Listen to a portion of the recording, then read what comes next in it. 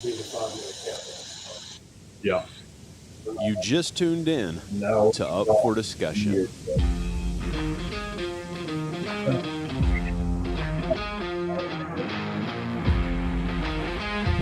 What's that?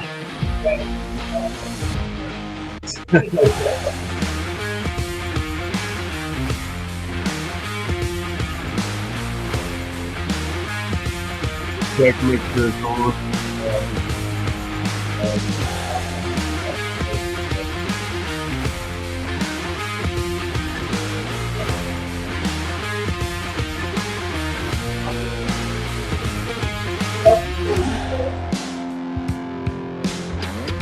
You guys go ahead and put your things on.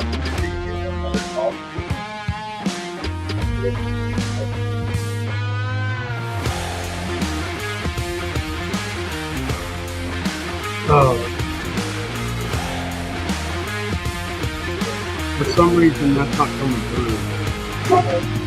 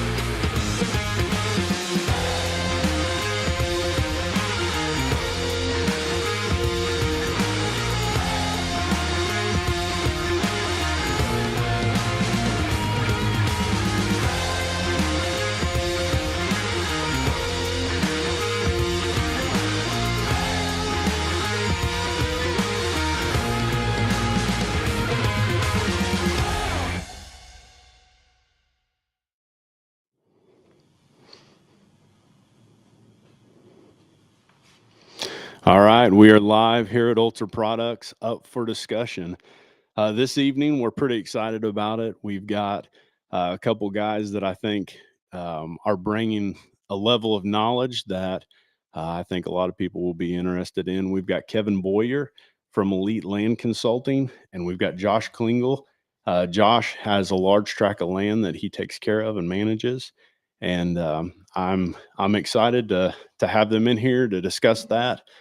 Before we get real far into it, if you guys are watching on Facebook, if you wouldn't mind sharing, like, comment, if you guys have questions that you want to engage, as we go through this, I'm sure that there are going to be questions for you guys. And as those come in, we'll present them to you guys and let you guys talk about whatever that might be. So if you guys are watching on YouTube, if you wouldn't mind ringing the bell, let us know.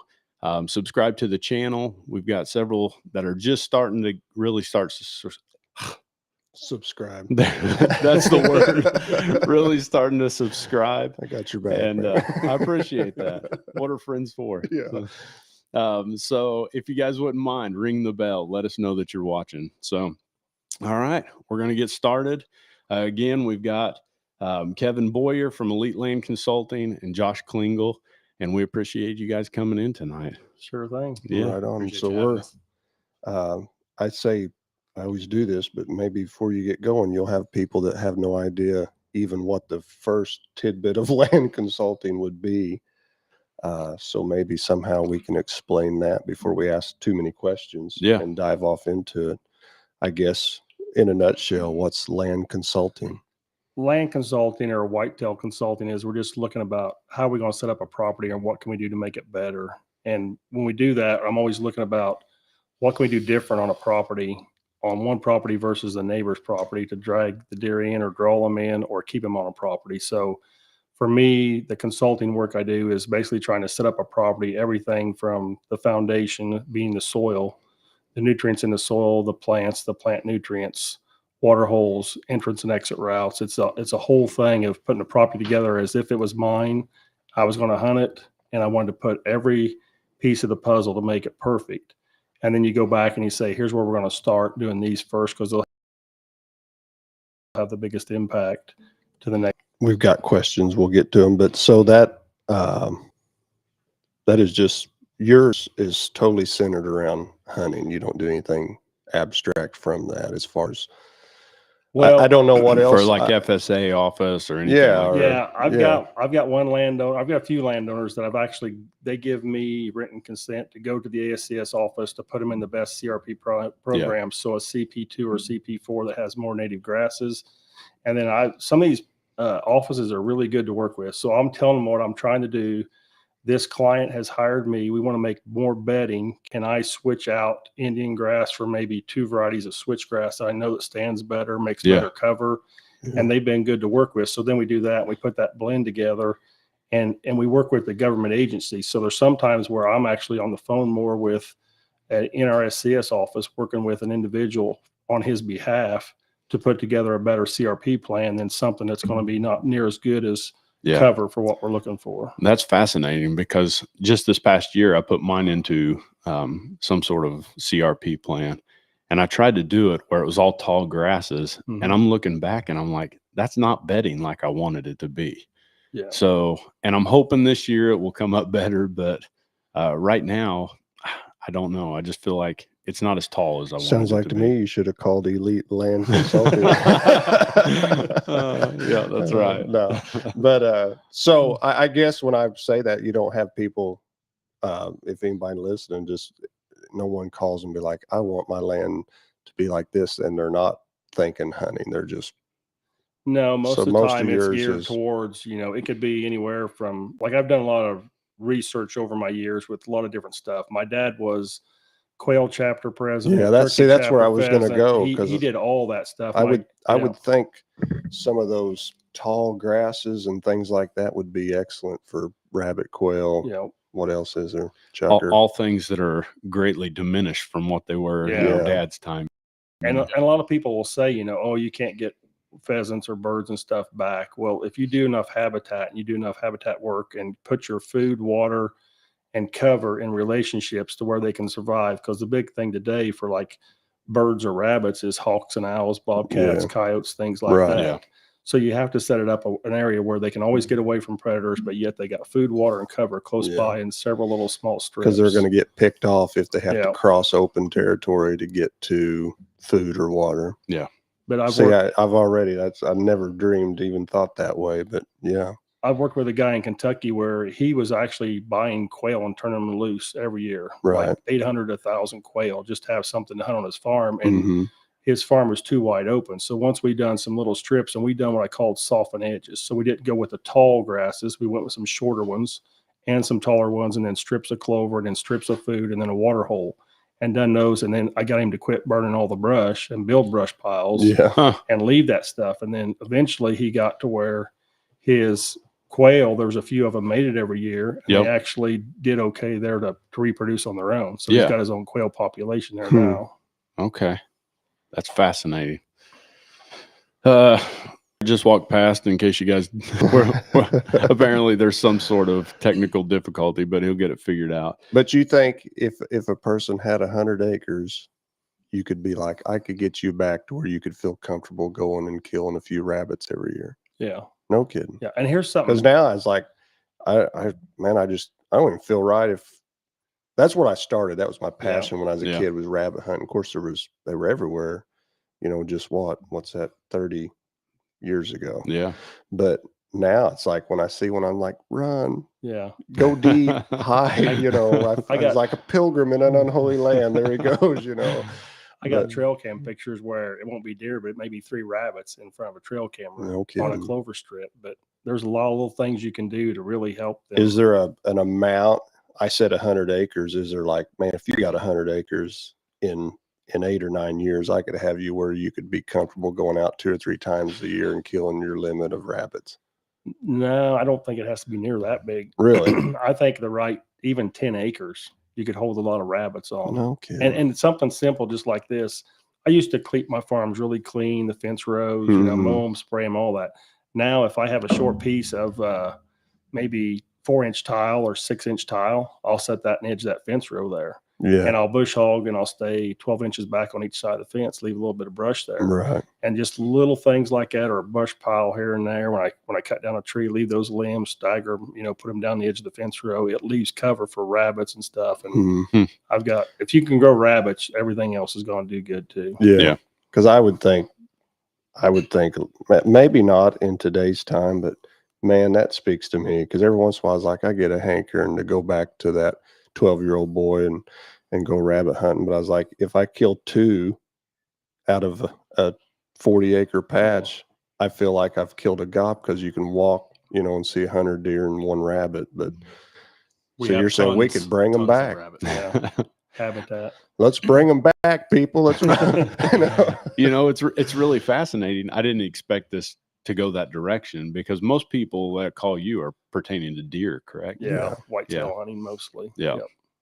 Well, And I mean, I don't want to deviate too far from that. That's probably the main vein, and that's where we're at even. but you got Lathan excited. I I think know, it's still 'cause part of a healthy ecosystem too. I mean, we have even great quail population and you have to get Yeah. closer. There you go. great quail population There you go. and rabbit population as Right. well. We can go down a mile stretch and count 10 rabbits Yeah. any given Yeah. night. So Man, that makes me feel warm and fuzzy on the inside. that's what we're trying to do today. More value in land Yeah. management. So Yeah, my grandpa used to give me 1 shotgun shell, and I Make it got to count. walk until I either shot or killed one, and he'd give me 1 more. And when he wasn't looking, I was always trying to sneak another one in my pocket, because I wanted to have more than 1 shell. But anyway, so that being said, the rabbits stand a chance.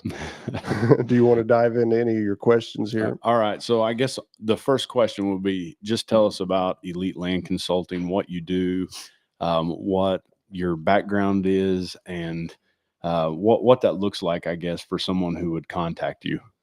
So probably a little bit about my background first, to where I've got the knowledge that I've gained to do this type of stuff, and feel like I call it Elite Land Consulting, because I feel like there's a lot of things I offer that other guys don't. Is, like I say, my dad was in every chapter. I got a lot of free seed, stuff like that. My grandfather was an ag teacher for 36 years. I grew up on a farm, started hunting when we were 9, 10 years old, you know, and Yeah. hunted almost 40 some years now. But throughout hunting, I'm always trying to figure out the whys to everything in the whitetail world, and even turkeys or anything I do. So growing up, you know, I went through like a phase where I done coonhound competitions and I had dogs qualified for world hunts. I went to a phase where I was doing pro-am bass circuits. And my first year as a pro-am, as an amateur, it's like, how do I get the edge on all these other guys? Well, I learned to study maps, topographical maps, and order maps from the Army Corps of Engineers from the lakes we were going on. So some of that, learning how the ability to adjust and read maps underwater allowed me to look at a property and then be able to see where the saddles are, the different edges and different things Right. we can do. But the first year out of 198 amateurs, I finished #1 in that division. But I was trying to get the edge, and it just took a lot of studying and research and learn how to read maps. So that So you were plays looking at over it just into it. topographically? Is that what Mhm. you were doing? Okay. Yep. Well, Finding out. if you had the old, like essentially the blueprint of the lake, you're telling me. Yeah, Yeah. that's what it was. You Yeah. seen where the foundations were, or where they may blew up a bridge or something. And Yeah. those things are underneath. Well, if you could kind of figure that out when you're in a boat fishing behind somebody, and he's using depth finders or something. Back in the 90s, we didn't have like they got today. Right. But I Way mean, different. Way you know, different. you're going by feel of your lure and that type of stuff. But anyway, that was part of it. And then I think it was in the 90s, probably, I bought 3-day-old buck fawns and built pens for them. They were just average genetics, 145, 150-inch genetic deer. But I had them for 8.5 years trying to figure out, is there a mineral or a feed or something that I can make them grow into a 200-inch deer? Even though they didn't have the genetics, could I find out a feed or something? And back in that time in Illinois, we could still do mineral licks. It was like in the early 90s Yeah. where Yeah. they cut that out.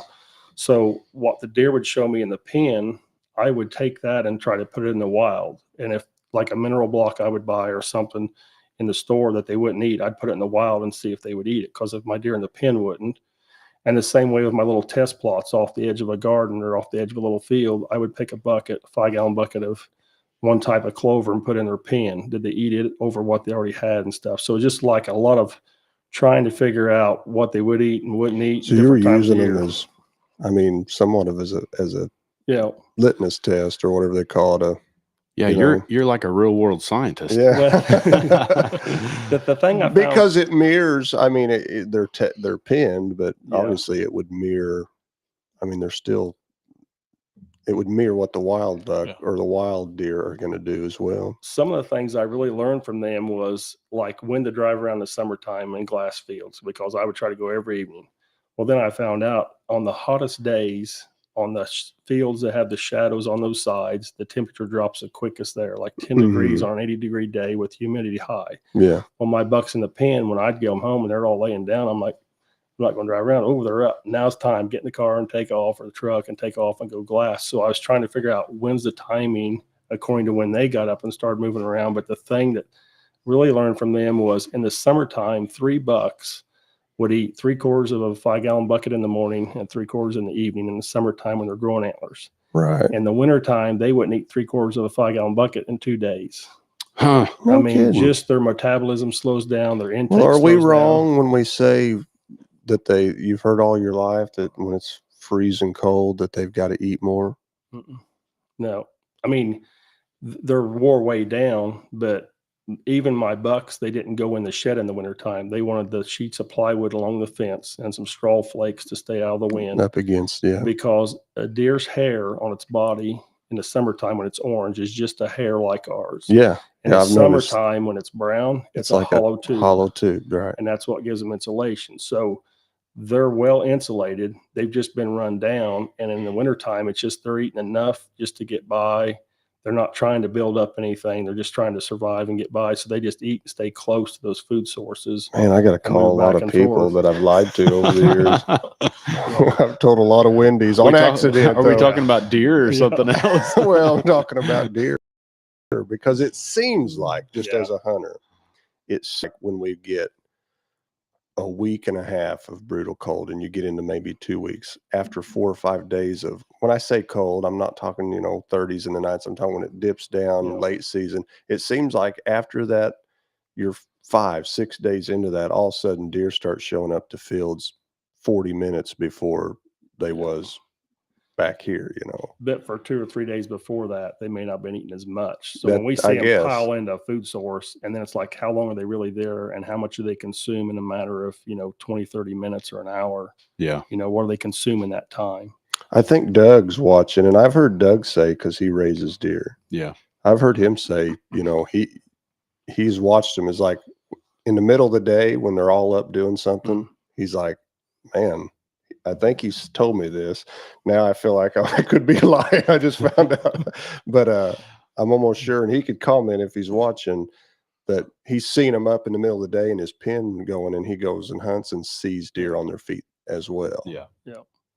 But that, like after I raised deer for a while, for 8.5 years, I didn't have does, and then I got rid of those. I also had a bout with EHD, blue tongue disease. Mhm. So I lost 2 of those bucks, and the vets come in and we took tissue samples and different organs and stuff. So I watched how that process goes to identify what it was, Right. and how blue tongue affected them. And then So we, let me ask you this. Did you grow those deer beyond what they were capable of? nope. Yeah. Nope. So you really, let me ask you this. Do you think that genetics is the reason why, or you could never get past the genetics? Genetics is the biggest source into what a buck's going to grow, but genetics can be 50 or 51% or more the doe of what the buck's going to turn out to be. And the reason I know that is throughout the years and building a seed company and mineral company and all that, I actually went down to Texas and did some. You can move that if you need I couldn't move my hand. to. But I went down to Texas, and me and the nutritionist I had working with me at the time, we worked and done seminars for Texas Breeders Association and the Texas Deer Breeders.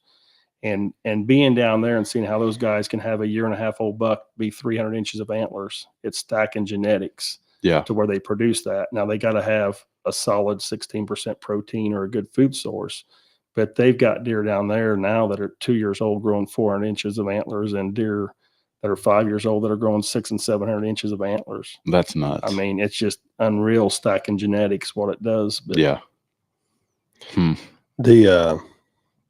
So that's number one above food, age, and everything is genetics. Mhm.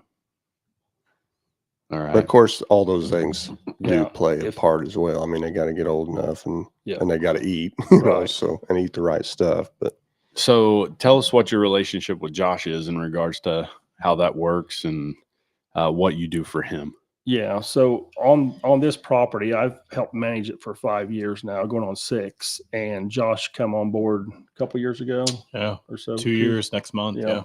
So he come on board as kind of the guy that lives on the ground, oversees a lot of stuff there. And what I've done over the years is just basically like my science and my knowledge of like, here's the soil test, here's what we need to add. And I'll draw up like a list of these fields need this ingredient, this mixture of fertilizer, and these need these.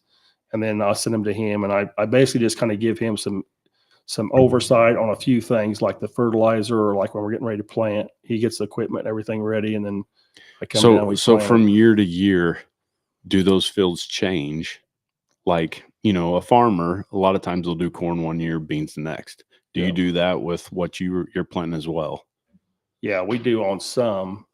The big thing we did was these fields were just grass fields, and like the pH on these fields was like a 5 or 5.2.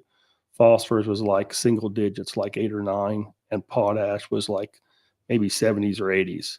So when I'm done, I want the pH to be 6.8 minimum to 7. That's where I want it to be. I want phosphorus to be 40 to 60, and I want potash to be around 400 to 600. So it takes years to get that built To up. build it. Yeah. And that's what we've done is work over the years, building that up and tweaking it here and there and getting it to where it grows, beans that are up to your chin, and corn, it's 260 bushel corn, and big turnips and stuff like that. So we've got it producing where it needs to now. And Now that corn and those beans, are those entirely for the deer? All right. Yeah. We have on our piece of property, we have probably close to 800 to 1,000 acres of row crops, but then we have several food plots. So they're not harvested. They're just for deer. just for deer. Okay. And we had in our last year beans, I think anybody that had food plots last year would tell you it was rough. It was hot. Yeah. Year before that, I mean, we had bean plants up to your chest probably produce some of the best bean plants around. So when you've got that much food, do you know where they're going to be? I mean, or does that mess with you at times? Well, on a farm this size, you're talking almost 3,500 acres. So Okay. you got to look at it as like taking a 400-acre tract and saying, you know, trying to keep a certain deer or the does in those areas. So we got to make sure they have greens and grains, water. You know, we got some alfalfa, some clovers. We'll have a mixture in different areas, and we've actually kind of adjusted some fields because if we had a really good buck on the edge that we tried to keep him a year or two, and we knew he's feeding in maybe a fall blend that he really liked, we rotate in and a little farther into the property, and it worked where we got him to stay in the sanctuary area or more in that area a little bit better. So. Yeah. It just, you know, some deer are drawn to more stuff. You know how it is on warm days, they go more to greens, and on colder days, more to grains. So we try to keep a mixture and laid out throughout the property. They don't have to travel far to get to any of them. Yeah. All right. Just gives them, because they're just naturally, they would be considered browsers. Yep. If you watch deer walk through the woods, I've watched them reach up and take a hickory leaf. You know that's bitter, Yep. but a leaf off a hickory tree and just, you know, suck it down like spaghetti. But of course, they have things they love and they're probably drawn to. But by giving them so many different options, no matter what it is that they're feeling that day, it's there for them to get, and they don't have to leave. You're saying the idea is that they don't have to leave your property. Yep. Yeah. So that one question that I did have for you pertaining to that is, how much property does one need to have in order to manage it? So I've been on properties that are like 2,000 to 3,500 acres, and some of them, a few of them bigger than that. And those are kind of hard to manage because of the man hours it takes to really manage it. What you end up doing is you do little things here and there, and some of it just gets lost in it. Yeah. Right. You know, 100 to 200 acres is a nice size property, but I will tell you this much: the wrong 200 acres is worse than the best 10 acres. So if you got 10 acres that lays in the right spot, and your neighbors are the right neighbors, and you're hunting and you're all trying to at least let 3-year-olds go by. Yeah. You know, if you're at least doing that, then there'll be a 4 and 5-year-old, maybe a 6-year-old come by. And if you got your property, you're doing the mock scrapes, you got a water source, you got something that he's coming through. He may not bed on you, he may not feed on you, but once in a while, but he's passing through you and the does travel through your area. That 10 acres can be better at killing 170 to 180 inch than the wrong 200 acres where it's hard to even raise a 3-year-old or 4-year-old on. Yeah. Neighbors are pretty important, aren't they? Yeah. Yeah. So you got to, well, that being said, so a lot of people would never even think about, so you're saying you consult with people on 10 acres? I got a guy to go to in a couple of weeks, got 16 acres, and he's got 2 bucks on that farm that are over 170s that he's seeing, and he's seen them for a couple of years now and hasn't killed them yet. Mm-hmm.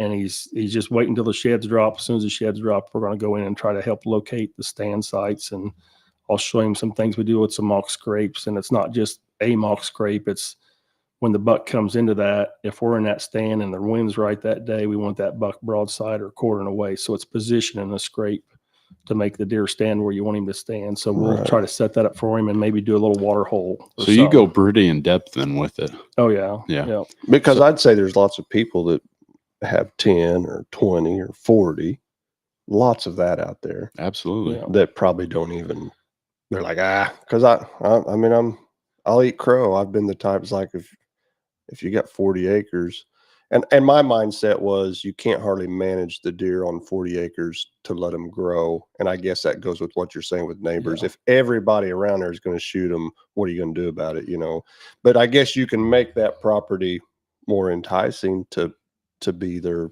whatever, their hallway that they walk through. Or if properties join up to other woods, it's hard for a deer to tell that's separate. But if you have an isolated piece, it's a lot easier. I mean, my first farm was 42 acres with about 20 of it cow pasture, yard and house and stuff, and about 20 acres of it was wood and creek.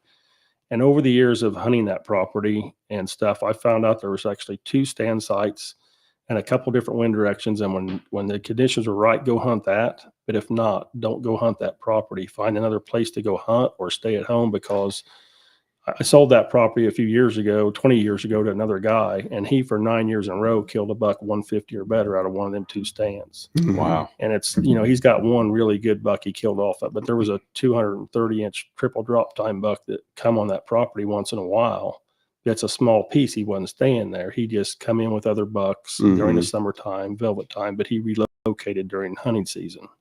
So he wasn't a buck I could kill on that property, but I did have him on there at times. Mm. So realistically, when someone hires you, what would be the expectation in regards to before we start seeing, you know, The fruits. the fruit of it, Yeah, yeah. the fruit of it.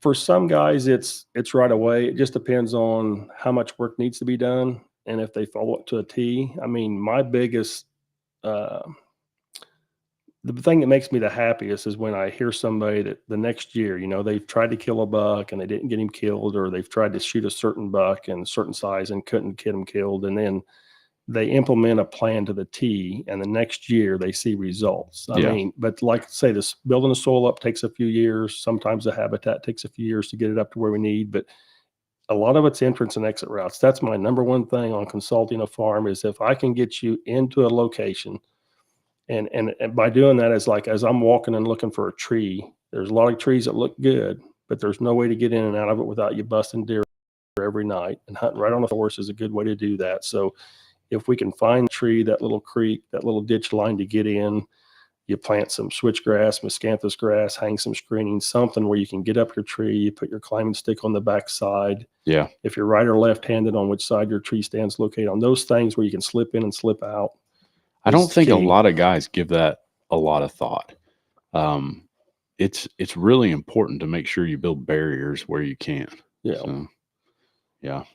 Yeah, when you say the grasses, you're talking about like walls of grass, I'm talking like a miscanthus grass or a switchgrass or a which bedding is grass, 6, or 8 corn, foot tall. sorghum, Egyptian wheat, anything like that, where you can do screening to get in. Because like some of these guys, when I go to their properties, what happens is they just been walking right across the middle of the food plot to hunt a stand on the far side. Yeah.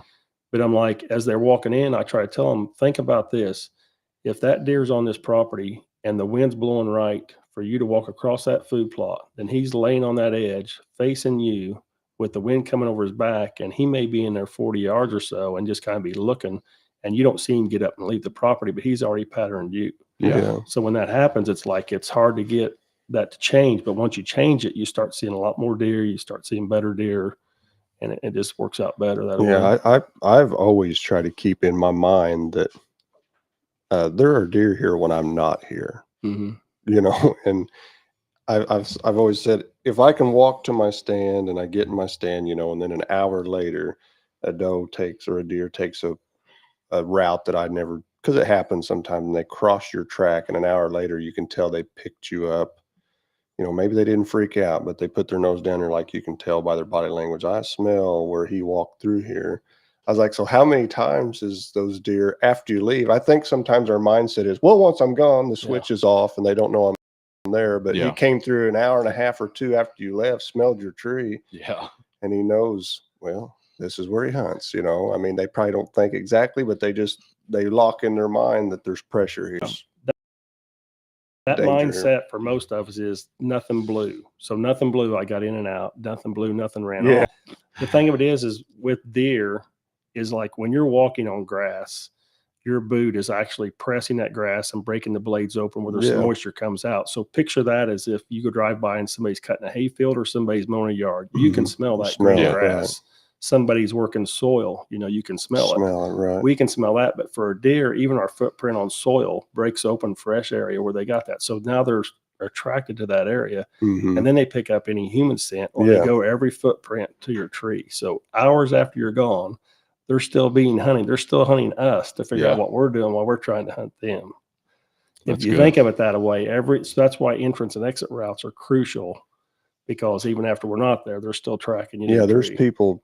I mean, we've all had to have put, especially a mature deer, on high alert. We were laying at home on the couch watching TV, and he smelled where we come down. He's like, oh, you know, and it's tips him off to some degree. Yeah. What happens when you leave? Nobody really, I think recognizes I or thinks about. I mean, and I've dealt with it. My mindset was I got out, but then, you know, I don't know how many years it took me of sitting there, and an old deer walked past my trail, and I was like, I have been here for 2 hours, and they picked up on something over there where I walked through. I thought, well, how many times does that happen after we leave? Yeah. You know, so it's the same difference, maybe even worse. So when it comes to management, what are, in your opinion, the top things to consider? I'd still say, well, I'd say details. Little details make a big difference. And it's everywhere from like soil nutrients, because that converts into plant nutrients. In Illinois, where we can't feed and use minerals, that's huge on attractiveness. Now, I try to explain it to people as you can plant the same clover I plant or the same beans I plant. But if my soil is healthy and yours is not, it does affect the taste. Now, what it is, I don't know, but I've done years of planting over 380 some varieties of beans and 80 some varieties of brassicas and all this stuff. Well, when I'm planting it in a field, I'm monitoring what the deer is browsing on and what they start eating on. And then I take tissue samples and send those tissue samples in to find out why are they eating this variety of pea and not this variety of pea. Sometimes there's numbers in those tissue samples that tell me. Other times it's just something that they're drawn to. So it's whether it's clovers, brassicas, beans, whatever food source it is, there's a difference. But if your soil's not right, then that can really affect it. Brassicas is a perfect example. A lot of people say, oh, my deer don't eat brassicas. They don't like it. I've cut them open and cut the bulbs open and they can't feed them. And deer are browsers. They don't have to be forced to like something. If they eat it, they like it, they'll chew on it. I film and document and zoom in and watch deer pick up a leaf. And maybe it's a collar or a sugar beet or something. They'll pick up a leaf. And if they chew that off, that drops to the ground and they like it, they go back and get it. If it falls to the ground, they don't like it, then it's a variety that they don't like, or it's not ready yet for them to really like it. So if you start really analyzing your deer and watching them when they eat and dial into what plant they got in their mouth, you'll start seeing different things. They eat different ones for different times of the year, but soil makes all those plants taste a lot better. Well, that's why I don't eat tomatoes from the grocery store. But boy, when they pop out in the garden, I'm like, I'll eat till my mouth is raw, you know, on them. Yeah. That'd probably be the same difference, wouldn't it? So think about eating a tomato early or in its prime when you want to pick it, or after its prime. It has a different taste for you. Fried green ones are pretty good. But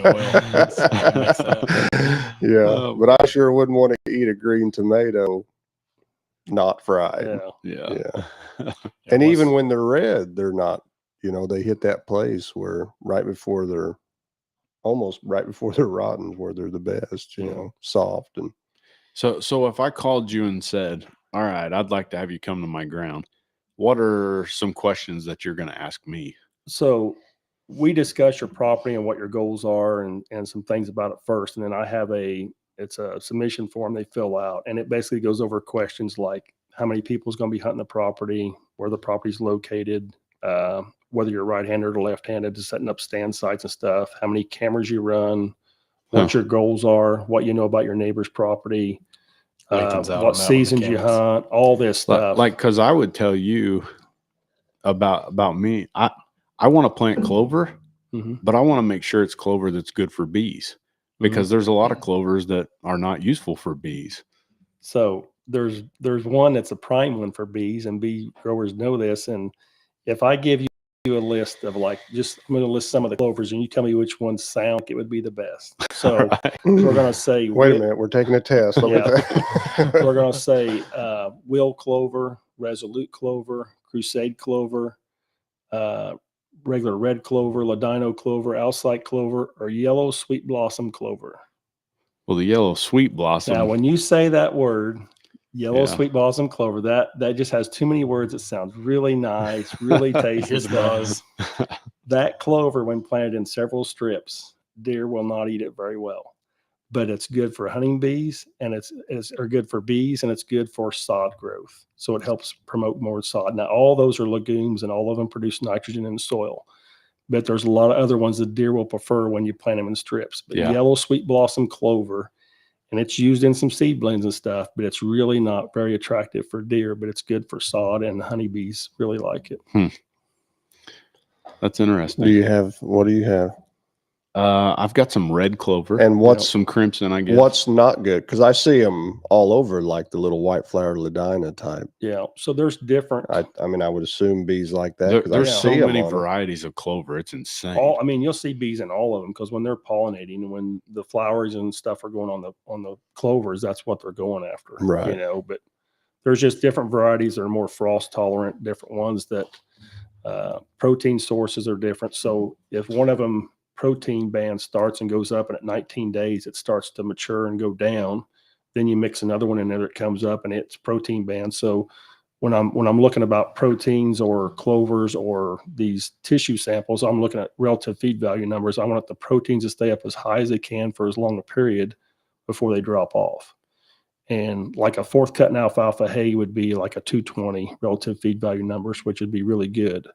Well, I've gotten clover in the summertime when it's growing good to be 427. So it's easier to digest it, but the protein source is higher than a fourth cut in alfalfa. Clover or an alfalfa is what's higher than. So there's different clovers that mature at different times, and a good mix of it is what you want to make sure you got good food. You know what I just heard? I'm way above your level. Because it was like wah wah wah. I mean, and that's why guys need somebody like you, somebody that can come in and tell them, you know, that's not what you want. I've planted clover so many times that how many times have we planted clover and Like we're like, this is gonna be awesome. Yeah. So I've talked to people like with turnips. I have a guy's like, oh yeah, man, I want to plant turnips, and we plant turnips. I'm like, It's the wrong soil or something. Yeah. And they're like, oh, you didn't wait long enough after the frost to eat them. I was like, yeah, I've been there all year. They're still there. Matter of fact, now they stink because they're rotting, you know, and they're starting to stink. Yeah. Yeah. We have better luck on some of our, you know, more moist type plots that hold moisture better, but we have some turnips on the farm this year that's cantaloupe size. I mean, they're absolutely But do you have huge. deer hitting them? We do. You can drive through and you can see the bites out of the top of them. Yeah. See, we would sit on them. We would. And we'd see deer because we're in spots where deer are. And they would walk all the way through the plot, never put their head down and head out to a bean field or a.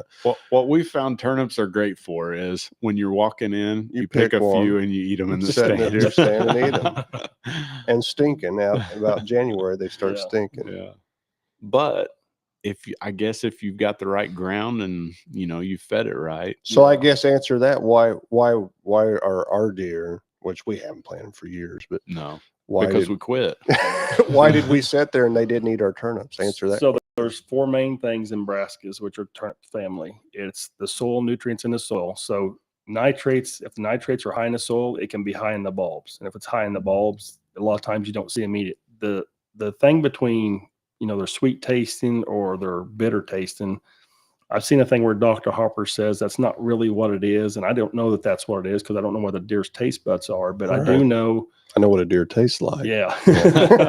Good. Delicious. Yeah. But so we go with the nutrients in the soil that's available for the plant, the varieties you plant, the time of the year you plant them, and very few of them, but everybody thinks this, needs cold weather.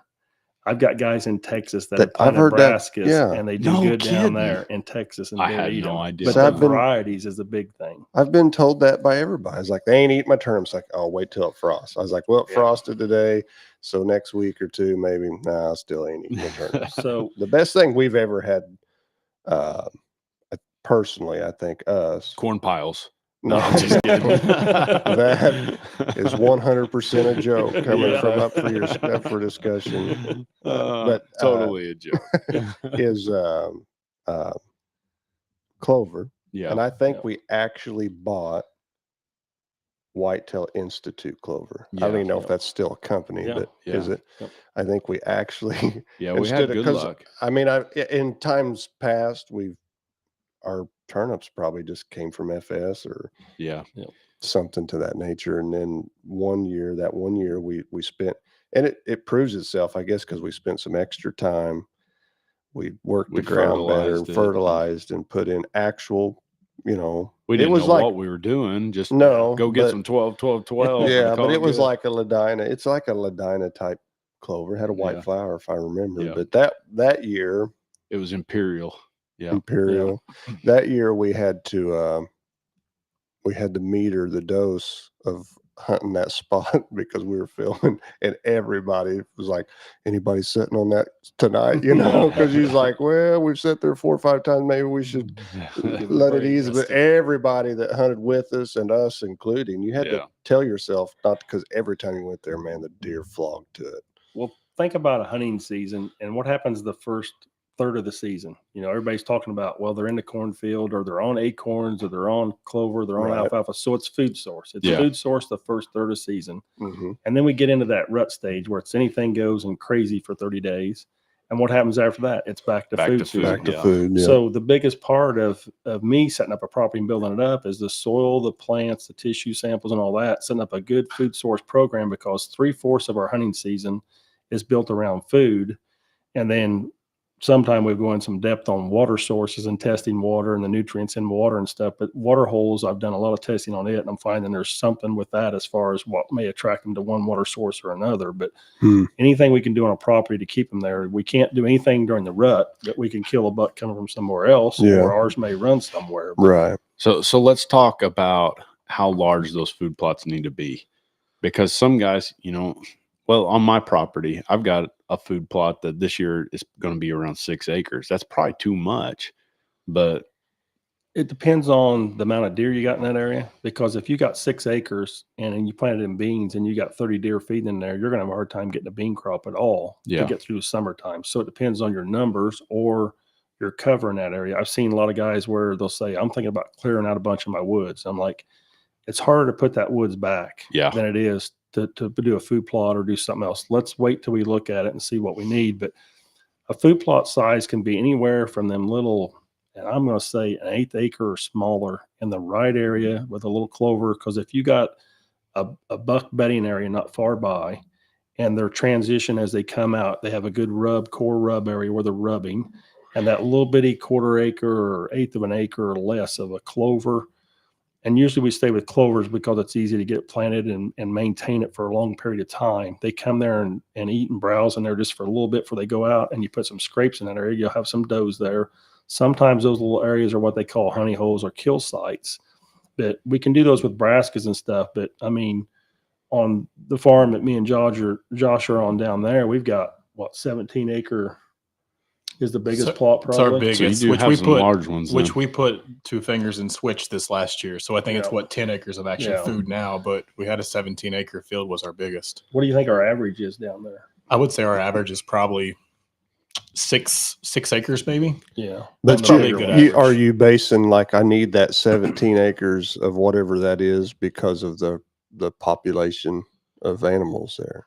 Yeah. Is that kind of the basis, or we just got 17 acres that we want to put plenty of food in? It's kind of how the property laid out. So Yeah. up on top and the fingers, this is what we carved out. Now there's some other areas which I run heavy equipment for a living is what I do. So building like ponds or helicopter pads or whatever I'm doing, you find out shaping soil or what will wash or not wash. So when I'm looking at a property or I'm setting up these fields, there's some of them where we designed one there a few years ago where it's a hillside, it goes up.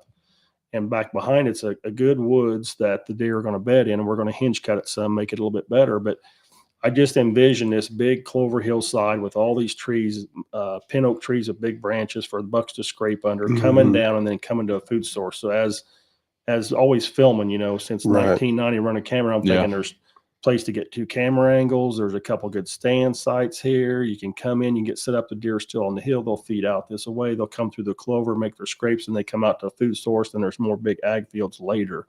So it's like steps of getting them to walk the way you want them to walk.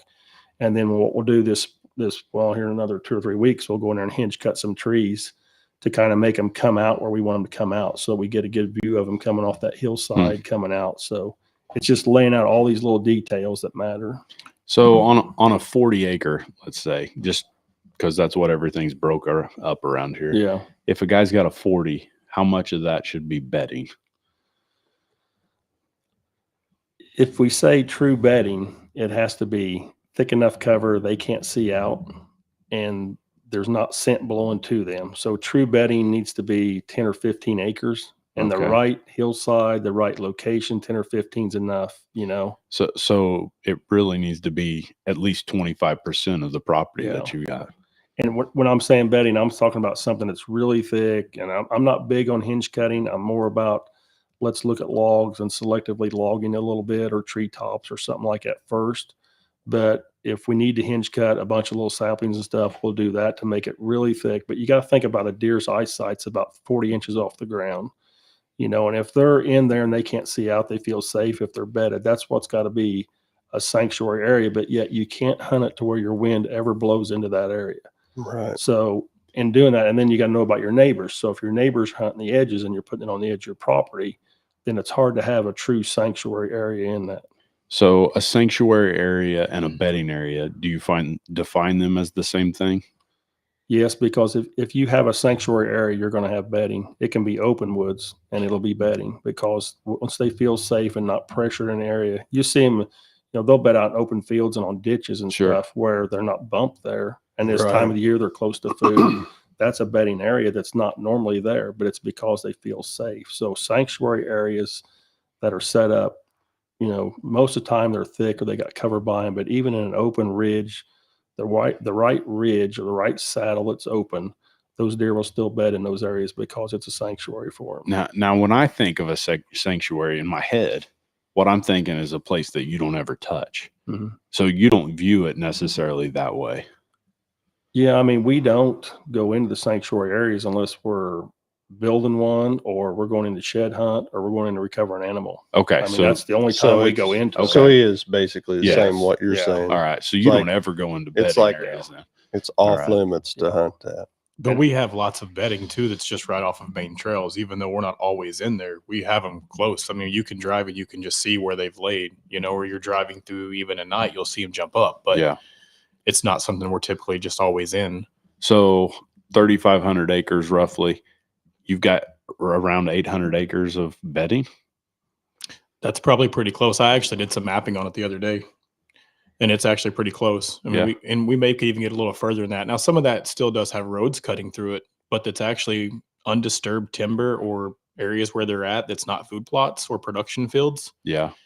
Well, and deer don't act with a vehicle or an ATV like they do with a human. So Now, when we first got to that farm, it was a bird hunting farm that hadn't been bird hunted for years.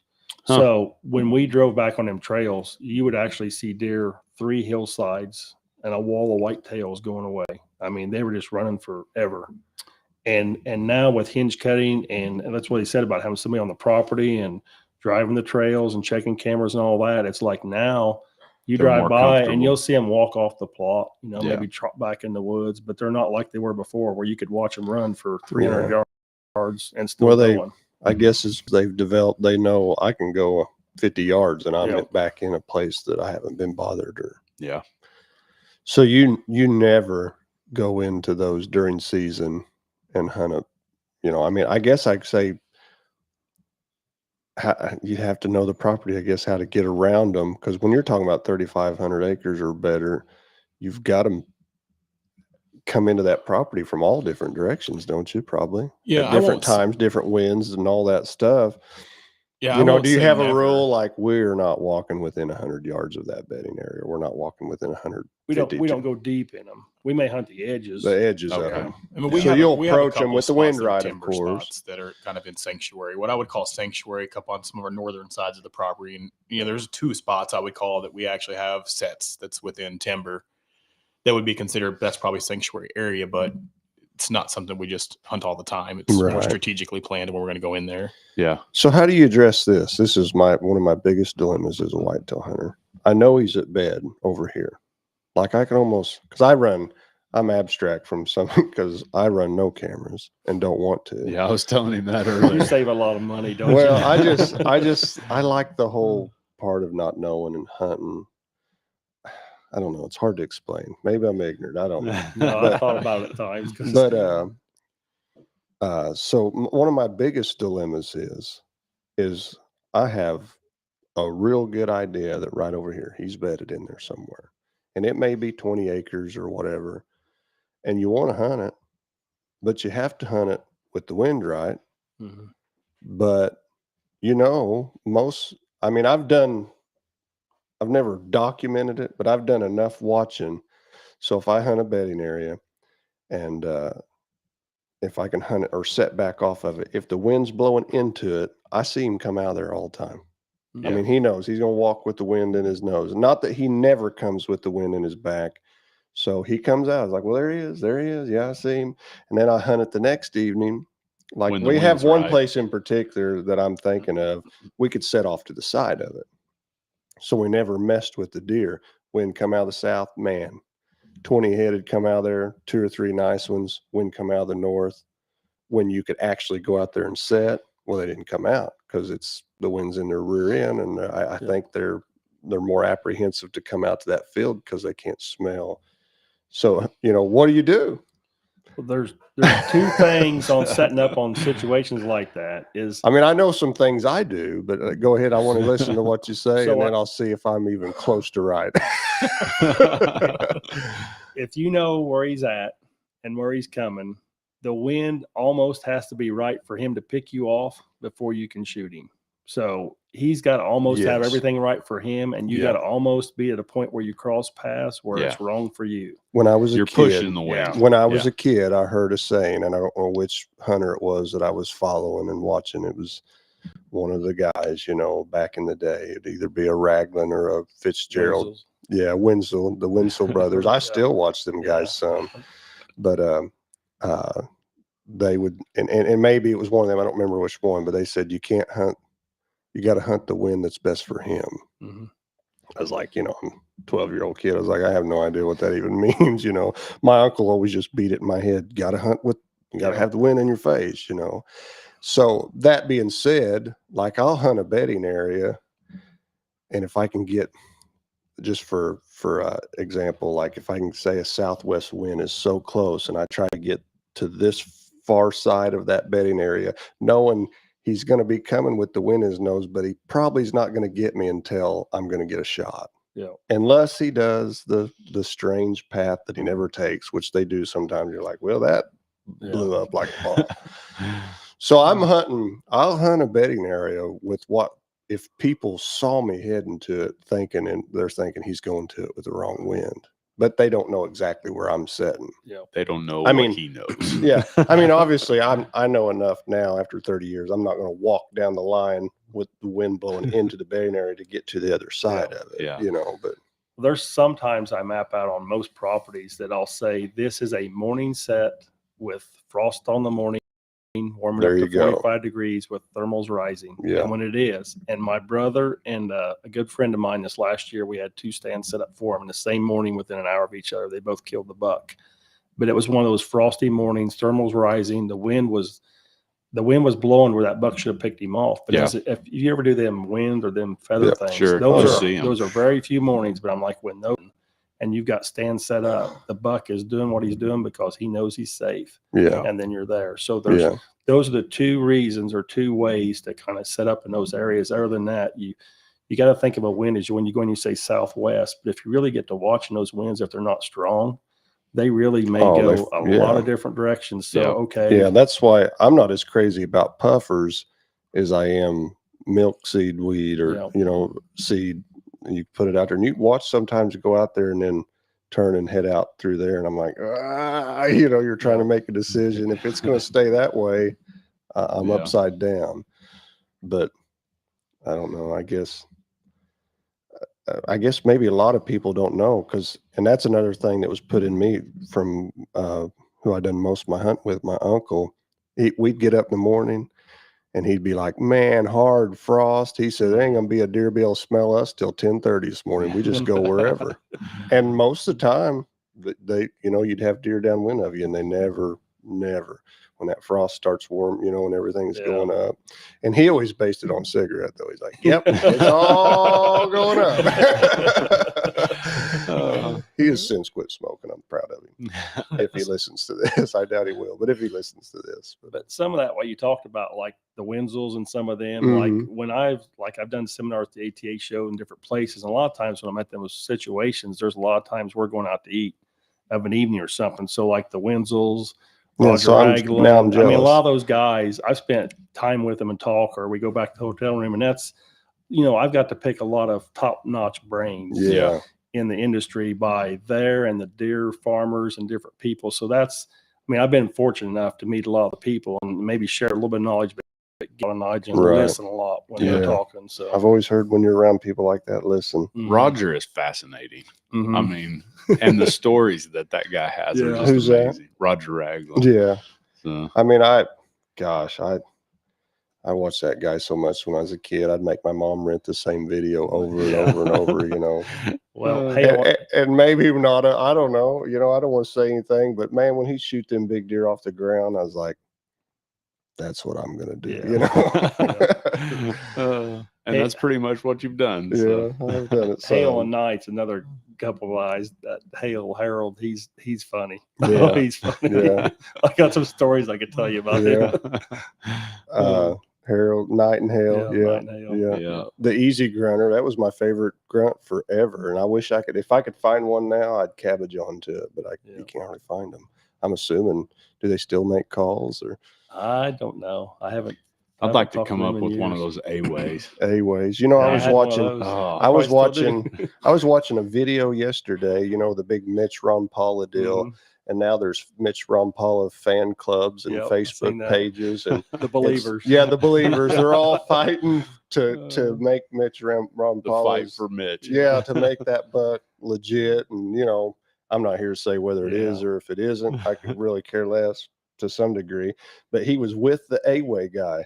Really? And it was like when was that? 1995 when he killed that deer that was 32 inches inside spread and all that stuff. But he was with the A-Way guy and they were talking and he was an advocate or a spokesman. He's like, I use an A-Way grunt call. And we were, oh yeah. I mean, We I was love like, that A-Way is a grunt good call. And why they don't still make them, or if they went out of business or whatever. I haven't seen them for years. I found one a few years ago. Remember, I found one and I sent him a message. I was digging through all my stuff. I was like, I found an A-Way. I found it, and I put it on my clothing, went hunting one time and lost the silly thing. I should have put a little better lanyard or something on it because they had the little clip. That you could hook them on. Like a bobby pin. Yeah, I had a little bobby pin. You could hook them on. And I had the one before that probably for 5 years hanging on my bino It was the system. weak point of that whole thing. Yeah. Oh man. That was probably a scheme, so you'd lose it and you'd have to go buy another one. But. So let me ask you this. Is there anything that we haven't covered that you feel like people should know? I would say in the consulting world, do your research before you hire somebody, because honestly, most consultants are hunters that come and tell you how to hunt a property. And if that's what you're wanting is a second opinion on how to hunt your property, that's what most guys will do. Yeah. If you're looking for somebody that helps build a property, it takes somebody that has knowledge in soils, plants, running equipment. There's a all massive aspects difference of for it. sure. Yeah, to really build the property. And what I try to do is we look at goals of killing mature deer. I'm setting the property up for long-term success where we're going to make it better every year.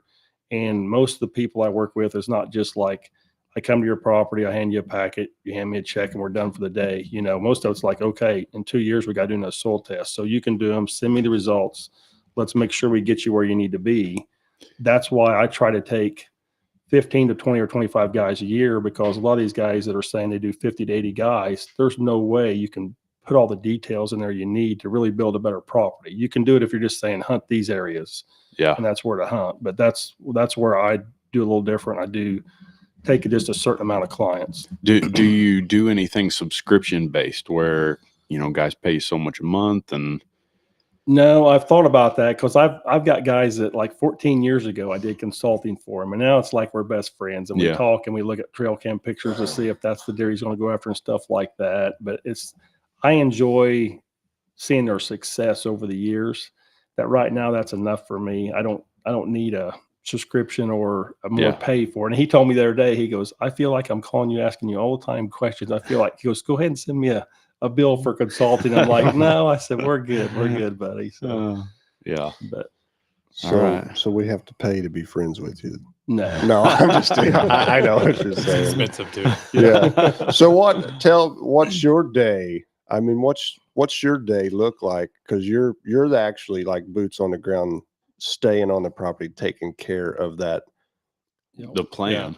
Yeah, he implements Yeah, it. I mean, Kevin's in probably half a dozen times a year, and then if something come up, he would always jump down. But, it's, what are we seeing? Where are we seeing the deer really come from? What food plots are they hitting? Yeah. At this point right now, it's really, thankfully, a little bit of a lull season right now, but it's prep work now. It's getting ready to say, okay, we getting what seed needs to come in, working with Kevin as far as, what we're working up for what things, what preparation needs to go into that. Of course, I'm So always, when he says hinge cut, does that mean you're out there hinge cutting? yeah. So the last couple of years, we've not really done much hinge cutting. That's getting ready to be, we're doing some shed hunting coming up. He's going to bring, his world-class Toby Mac down and let that pup run. But, and Sugar too, I think, Yeah, right? Sugar. You have Go. 2, right? Yeah. So we're going to do some shed hunting there too. And then we'll probably get ready to do some frost seeding and things like that too. And a lot of that we prep it up. We prepped that up from the year before, right? We're putting grains in. Or A lot of feed in. people won't know what frost seeding is. Yeah. So we usually do that towards the end of February, maybe first part of March when you get a good frost. Good skiff of snow is probably best, but go out and that's probably something that's debatable. A lot of guys like to drill in clover. We broadcast it. I like to frost seed it on a snow too, just a light snow, so Yeah. I can see where you my can see where seeds you're are. going Yeah. too, for sure. And that's where a lot of the frost seeding we've done over the last couple of years has really just been so successful. We put that winter wheat in a lot of times, and it gives a good stand to hold it, even on some of that hilly ground. And then come early summer, we go through with the bush hog, cut it, and you got beautiful green popping through. So that's really what it is. Prep work to make sure when we come down and it's time to put that full weekend in of getting all those food plots taken care of, that everything's ready to rock and roll. And we can have some success. I have no doubts you work hard, but there's a day where you get to call your job shed hunting. Yeah. That is nice right there. Yeah. That's making it work. Shed hunting. I'd like to give you one of these. Yeah. Yes. I just would like to know. Shed hunting is the job, Oh man, got to go check that pond to make sure it's got fish. That's part of the day sometimes too. That's awesome. So what's a world-class shed hunting dog? What's that mean? Does that mean when they're world-class, does that mean they pick up 10 sheds a day? It means you're paid a lot. Yeah, that's what it means. and I got a good guy that trained him. So he's out of probably the best breeding there is. His dad's Hall of Fame. His mom is an elite shed champion. There was 7 puppies, and the guy I got him off of, I talked to him and knew him for a few years, and he'd done some looking into me, and he kind of agreed to sell me a dog. So I got this pup and had him sent off and had him professionally trained. We took him to his first event in St. John's, Michigan. The guy said, "Can I keep him and take him to this event? I want to take him to it." So an event is, you got an area the size of a football field. If you draw a line down the middle and 2 other lines and divide it up in 50 foot by 50 foot, 6 quadrants through there, they put sheds in 5 of them and one of them's blank. Okay. And then you get your dog to the starting point and you cast him into that pen, and he's got to find, in working class, he's got to find 4 sheds and bring them back to you. He doesn't have to put them in your hand, but he's got to bring them back to you. In the elite or championship size kind of it, they got to do all 5 of them. They can't miss one. So they have to put them in your hand in the champion. Yeah. And the working class, they don't. Well, he's trained to put them in your hand, and he's ready to go to the next stage, but he's just 8 months old. So, but let me ask you this question: in a football field size area, how long do you think it would take a dog to smell out or find, say, 4 sheds and bring them back to you? 10 minutes. It's not that long. I was going to guess 10 minutes. And the reason why we grew up coon hunters. Oh yeah, so, that's what I did. Yeah. Yeah.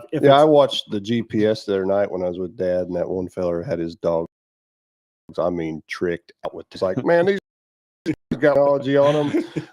I mean, they got flashing lights. They had lights on them. So I said, "Is that tree too?" Because anyway, but we was watching, and I was like, that. I knew I was in about a 90-acre tract of timber. Yeah. And in 15 minutes, that dog had been all over that 90 acres. In these competitions, if it takes over 15 minutes, it's considered not a pass. It's considered failed. Huh. Well, his first event he went to, which, like I say, the guy at training him, good handler, everything. I give him credit for this too. But Good bred dog from the guys that got him off of the first event he was in 2 minutes, 24 seconds. He found 4 sheds and got 3rd place the first day out of 30 dogs. 2 Wow. minutes. in Under 24 3 seconds. minutes, he found them all. This- There will be guys that listen to this that freak out about this. Yeah. There's guys that got some shed dogs that know what I'm talking about too. Yeah. But the second day, like I say, he's 8 months old and he had a sister running in this division too. But in the second day, he found 4 sheds in 1 minute, 9 seconds and got 3rd No place. kidding. So is he a lab? What is it? Yeah, he's a yellow lab. They're small. I mean, the ones that I'm getting are trying to be small. So he's actually on the big side for what I want. But he's 57 pounds, he's 9 months old now. I was going to say, because of course, in like the lab and golden retriever, all that family, the smaller the dog, the longer longevity of the Yeah. animal itself. They don't wear out as quick, I know. But so you're saying he's still small for a lab. Yeah, his daddy is 55 pounds, 24 inches tall, and his mom was 38 pounds and like 22 inches. And the female I got at home, she's 4 and she's 45 pounds, and I don't know what she is, probably 22 or 24 inches tall. But they're like little bottle rockets. I mean, when they're after sheds or looking and hunt for sheds, they're like. What's that bouncing look off. like? Do they stay? They're just like, you know how a dog is when they get birdie. So when they're going along, you'll see that you can see them just turn on a dime and They start picked it coming up into it. and Huh. really, Yeah. they'll chop it all the way down Yeah. till they get it. Yeah. So, and when we're practicing or training them, we'll take those sheds, and a lot of times you just hide them. I mean, hide them completely where you can't see them. Right. You know, so it's not a sight thing; it's a Yeah. smell thing. It's totally going Yeah. off their nose. It's But I very- mean, My boy's sitting over here. I wonder if I start teaching him how to smell sheds, if he can. I don't think it works that way. He doesn't seem very intrigued by that. Handshake. I have picked them up, smelled them myself. Does he hunt with you? Stay within 100 yards Oh, of yeah. you? Or Yeah, is it one of those? it's just like you would if you were shooting quail or pheasants. You know, your bird dog working Right, back and working forth. So back if and you see forth. them, they'll go across so far, and then they work over here in the wind. They go back and forth in that wind, trying to scent. And I try to work them into the wind. Yeah. You know, when you're in the woods, and then you try to, okay, let's get back to here and work it again or something. But So when you leave a woods, do you feel like it's hunted out? maybe after this year, I'd still like to get one more dog. Yeah. If the wife will allow me. I think if I Yeah. had 3 dogs, I could work through an area and watch them work back and forth.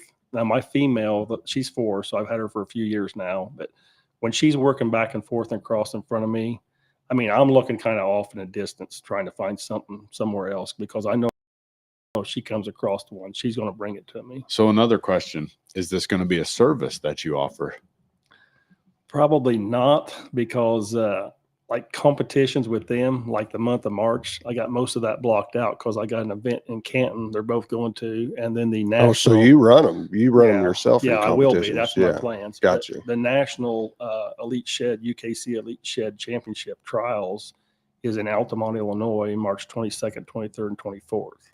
Man, I'll I have would him in think it. if a guy's got, a 200 or a 220 Oh, yeah. and they knew where he was staying, Yeah. man, they would be all over that wanting to call you. I've got some buddies that they've hired them to come in and run their dogs like in the shooting preserves in those pens, because they know they got so many deer, Yeah. and they want to get as many of those sheds as you can. And you'd be surprised that you don't come out of there with 90% of them.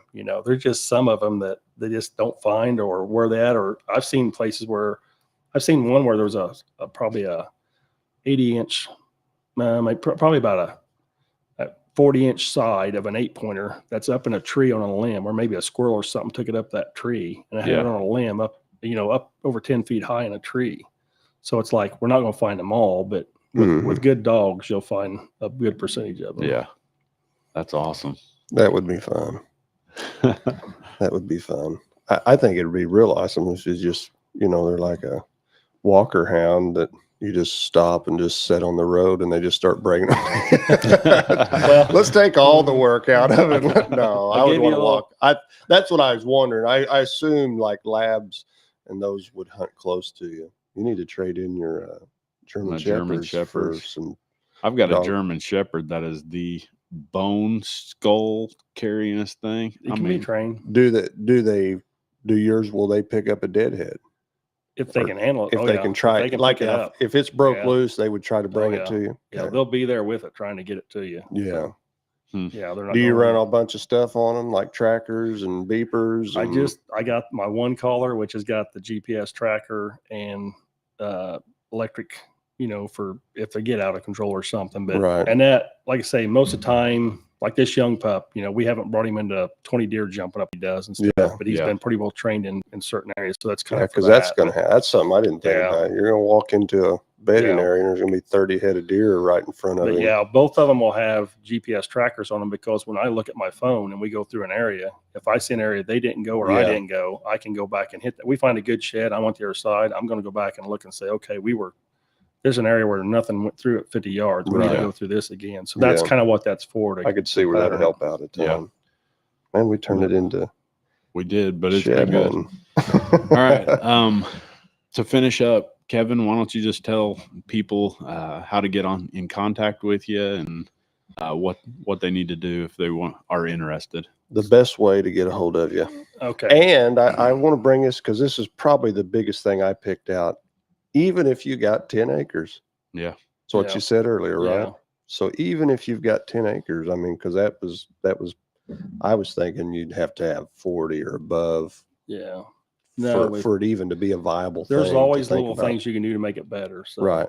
So that being said, everybody that hears that, take that in note and then listen to what he's got to say about how to get a hold of him. Best way to get a hold of you, I guess.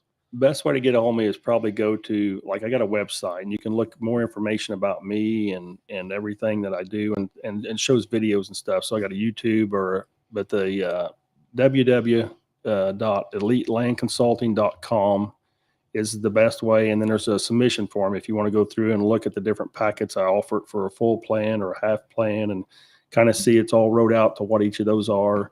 And then on the submission form, you write out everything and send it to me. And once I get a submission form, what I do is in the next day or two, I'll call them up and we'll start talking about where they're at and what kind of plan they're looking at and what their goals are. And we'll go over some stuff and see what dates I have left to set up, maybe come to the property that year or set it up for next year to come. Okay. And how many clients did you say you usually take in a year? I usually try to do like 15 to 20 or 25. And the reason is like I do some work with like Greg Ritz and Lee Lakowski and some people like that have some property. So it's like this year I got to go over and help just with the soil and stuff. Lee, a lot of these guys like Greg Ritz and Lee, they know the hunting side of it and stuff. Yeah, but it's right.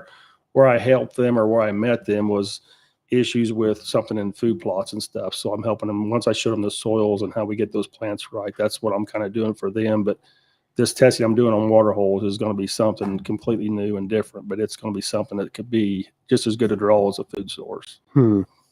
That's awesome. I'm gonna start putting Kool-Aid in mine. Maybe they'll start.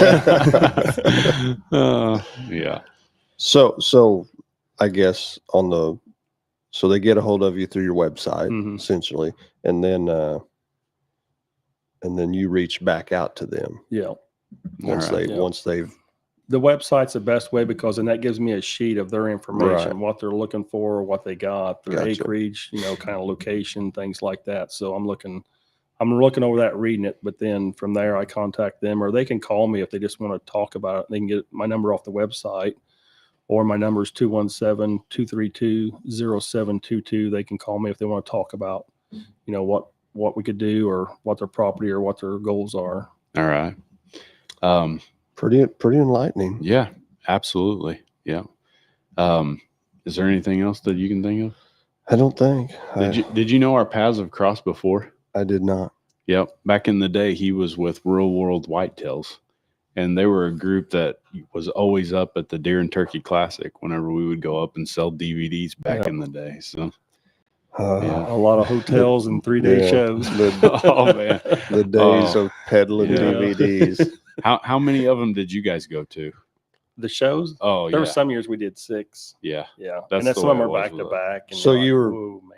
Making DVDs as well. Yeah. Okay. So You he was you remember what with- it's like by the end of the show. You Yeah. feel like, I'm sorry, I'm just trying to get you to buy my. So Real World Whitetails, you guys had the cop that killed Brant Van Hooflen. Yeah. yes. George Houston. Remember that? My brother Travis and Don Higgins and me were the Real World Whitetails group. Yep. Now he had originally, that was the largest non-typical whitetail Yep. killed on camera. 242 or 243. Oh yes, Yeah. yes, because he was doing somehow he got tied up with I talked to him Tim. several Yeah. times on the phone because he had drew all those straws off of Yeah. it whenever he Yeah. killed it, and yeah, It was like a 249 or 240. 242 or 243, 40 something like something, that. yeah. now it whitetail. was shortly after Spook Span killed his, right? And that was, Yeah. I think it had stood, or yeah, Because what now?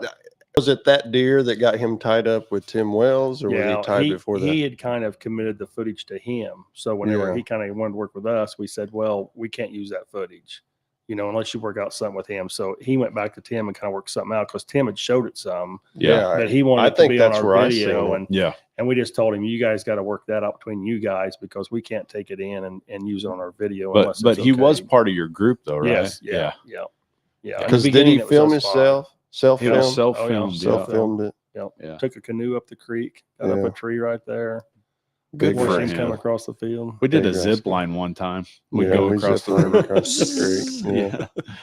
Yeah. One of the best places I hunt that I hunt a bedding area. If the river's not up, I can drop down, walk the river, and pop up the bank, climb a tree, and it's like, man, they never have a clue on there. And that's kind of what you're talking about. It's because I'm 12 foot below eye of sight. They can't Yep. see me walking in. They can't hear me because there's no leaves and crunch and mess. And they never, not that they don't ever go down there and walk, but they're just typically they're never down there walking the water's edge. They're up in the woods. So that's my.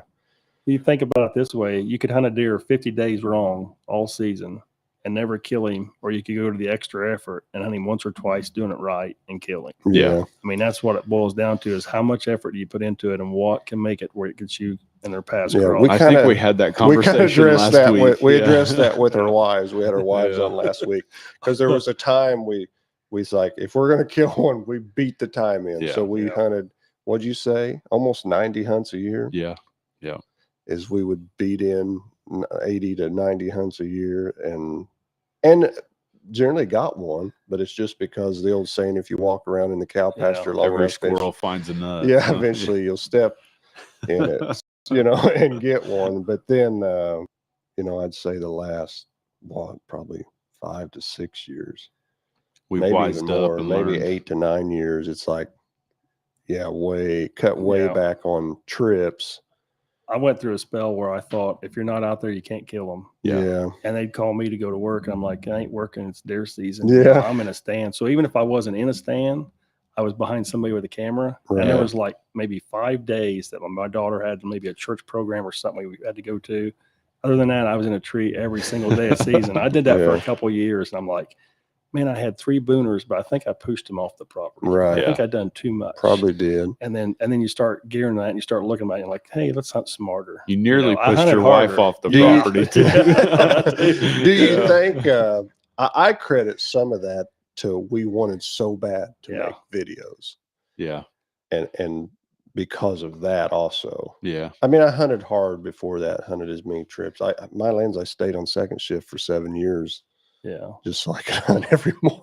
Well, that's where I But- was because I was the editor for us. So I was trying to make sure we had all the footage. So there's a lot of times I gave up half my season to sit behind 1 or 2 guys Yeah. and go film for them, just try I to get mean, more we footage. just, man, we was like, we got to get a kill. So we just beat the woods, stayed out there. So you and Don are pretty close, right? Yeah. We were in business together for 10 years. And before that, we filmed some together too. So how does that work with you guys doing similar things?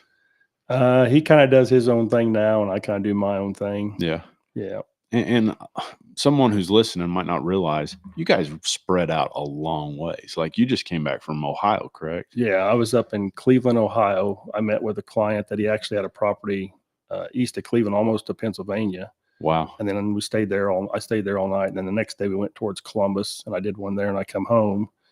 And then the plan was to leave tonight and drive back up to Pike County. I've got probably 4 or 5 guys I've done up there in Pike County this year. So I got a guy, but I think I'm going to go home and get up early in the morning and drive That up there in way. the morning. Get But some it's, sleep. it's like, I'm just doing one this weekend and then next weekend I got one in Round Hill, Kentucky, and then one back up at Pike County again. So that's 2 days and 7 hours in between. But Yeah. that's why, like I say, there's no way to do a lot of them, and there's no way to come home. And when I do these packets and have to map out everything, it takes hours to do that. So Yeah. All right. Well, It's 7:20. yeah. We beat Guys, it in. It's been good. It's Yeah. been enlightening. I think just personally, I've gathered some good information. Yeah. Definitely. Guys, I just want to thank you guys for coming on. I know that you came a long way down here and you drove a little ways, but we appreciate it all the more. So.